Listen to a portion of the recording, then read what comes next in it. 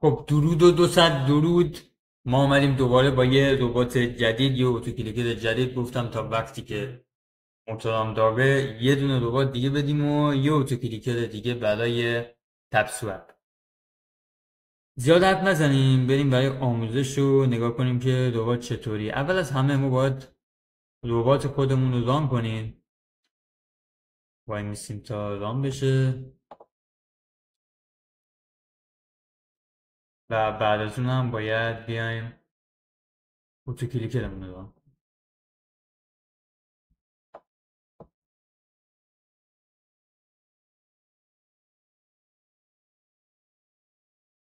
خب این از این. الان ما باید چیکار کنیم؟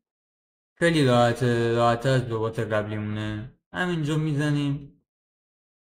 بذار اینو من گدید بزنم. من F6 بزنم واسه خودش چیکار میکنه؟ کلیک میکنه. به همین راحتی و سادگی. از این راحت‌تر دیگه نمیشه. دوباره F6 بزنم وای میسه. F6 بزنم استارت میکنه. دوباره وای میسه.